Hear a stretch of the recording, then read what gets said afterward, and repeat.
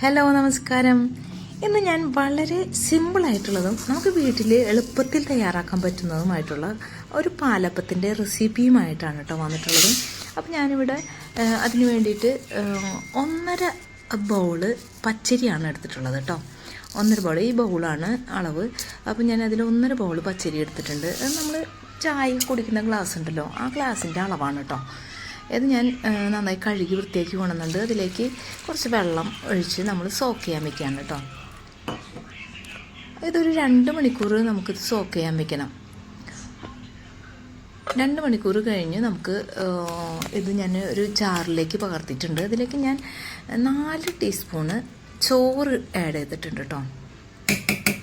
4 teaspoon ചോറ് add ചെയ്തിട്ടുണ്ട്. പിന്നെ 1/2 ഗ്ലാസ് നല്ല കട്ടി തേങ്ങാപ്പാലാണ് ചേർക്കുന്നത് കേട്ടോ. 1/2 ഗ്ലാസ് നല്ല കട്ടി തേങ്ങാപ്പാൽ ചേർക്കണം. പിന്നെ ഞാനൊരു 1.5 ടീസ്പൂൺ പഞ്ചസാര ആഡ് ചെയ്യുന്നുണ്ട് കേട്ടോ. 1.5 ടീസ്പൂൺ പഞ്ചസാര ഇടുന്നുണ്ട്.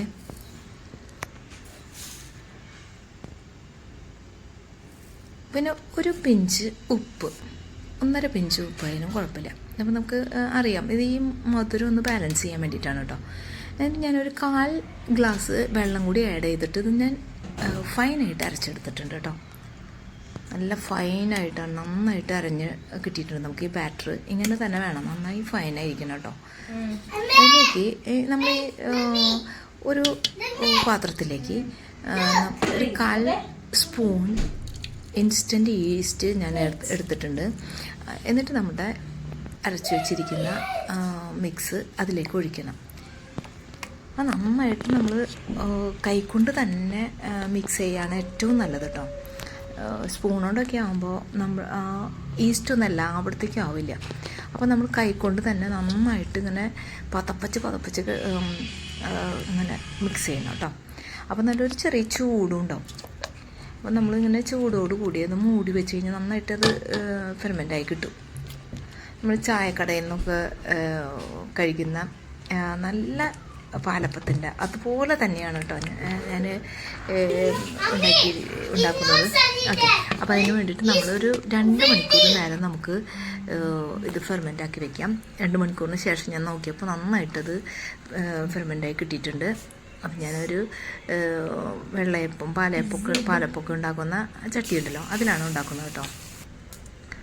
നമ്മളത് ഒരു തവി മുഴുവൻ ഒഴിക്കില്ല, ഒരു 1/4 തവി ഒഴിച്ചിട്ട് നമ്മൾ ഇതൊന്ന് ചുറ്റി എടുത്തിട്ട് നമുക്കൊന്ന് മൂടി വെച്ചിട്ട് വേവിക്കാം. കണ്ടോ, കാണുമ്പോൾ തന്നെ നല്ല ഇതുണ്ട്. ഞാൻ കുറച്ച് കട്ടിയിലാണ് കേട്ടോ ഈ ബാറ്ററി ഇരിക്കുന്നത്. എന്നാലും കുഴപ്പമില്ല, നമുക്കറിയാം, കാണുമ്പോൾ തന്നെ അറിയാം നല്ല സോഫ്റ്റാണ് കേട്ടോ. അത് വളരെ സോഫ്റ്റാണ്. ശരിക്കും നമ്മുടെ ചായക്കടകളിൽ നിന്നൊക്കെ കിട്ടുന്ന അപ്പം തന്നെയാണ്, അതുപോലെ തന്നെയാണ് കേട്ടോ. കുട്ടികൾക്കും വലിയവർക്കൊക്കെ ഭയങ്കര ഇഷ്ടമാണ് ഈ ബ്രേക്ക്ഫാസ്റ്റ്. സൂപ്പർ ബ്രേക്ക്ഫാസ്റ്റാണത്. ഓക്കെ, തന്നെ നമുക്കറിയാം സോഫ്റ്റ് ആയിട്ടിരിക്കുന്നുണ്ടെന്ന്. പിന്നെ എൻ്റെ ചാനൽ ആദ്യമായിട്ടാണോ നിങ്ങൾ കാണുന്നത് എങ്കിൽ നിങ്ങൾ സബ് ചെയ്യണേ. പിന്നെ ഈ റെസിപ്പി നിങ്ങൾക്ക് ഇഷ്ടമായാൽ ലൈക്ക് ചെയ്യാനും മറക്കരുത് കേട്ടോ. കാരണം നമ്മുടെ അപ്പം നല്ല സോഫ്റ്റ് അല്ലേ, ഞാൻ പറഞ്ഞ പോലെ അടിപൊളിയാണ് കേട്ടോ. ഇത് ബെസ്റ്റ് പാലപ്പാണ്. ഇങ്ങനെ ഓരോന്നും ഞാൻ ചുട്ടെടുക്കുന്നുണ്ട് കേട്ടോ. എല്ലാം ഞാനിങ്ങനെ ചുട്ടെടുത്തിട്ടുണ്ട്.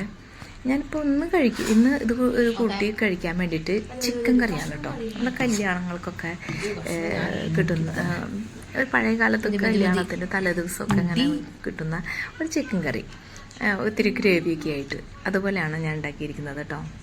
അപ്പം നമുക്കിത് കഴിക്കാൻ നല്ല ടേസ്റ്റാണ്. ചിക്കൻ കറിയും ഈ അപ്പവും കൂടി നല്ല കോമ്പിനേഷനാണ് കേട്ടോ.